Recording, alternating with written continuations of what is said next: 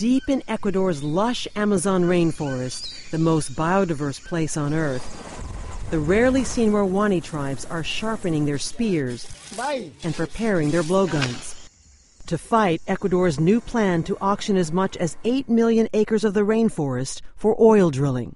A tribal leader sings, "We are not going to lose our culture. We are going to protect our land." Boston University biology professor Kelly Swing has come to know the riches of this rainforest after researching here for more than 20 years. There may be 1/10 of all the species on the planet right here in this space that's like the size of South Carolina. He's also come to know Waorani tribesmen, who he says will fight to the death to protect this land. And he says America, a top importer of oil from Ecuador, shares responsibility for this coming conflict. We're definitely guilty in this story. And the toxic legacy of past oil drilling in other parts of the rainforest. Smells pretty bad.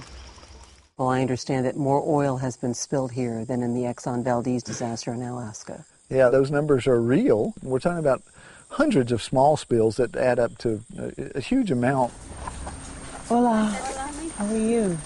Another tribe, the Quechua, has been told to expect oil operations to begin at any time. Angry Quechua women say they will fight with their men because they believe their purpose in life is to save the forest. Patricia Hupa, a tribal leader and shaman healer. My grandfather protected this land.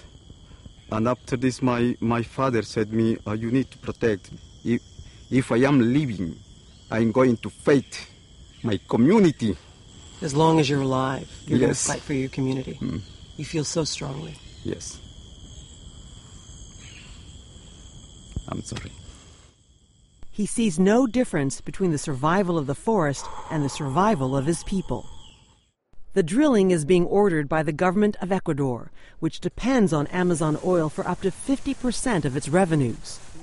Ecuador's Vice President, Lenin Moreno. If Ecuador were in a position to provide for all of the needs of its people, we will be happy not to exploit.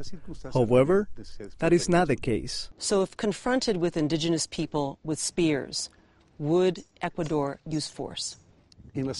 According to international law, if dialogue fails, there is a process of escalation of the use of force. In this battle of blowguns against bulldozers, the Quechua and Waorani are clearly outmatched. Perhaps one reason why Professor Kelly Swing says this is about more than saving the rainforest. I definitely see this as a human rights issue. I think it's very sad to say that most human rights issues don't really come to be recognized as human rights issues until people start to die. Ann Curry, NBC News, Ecuador.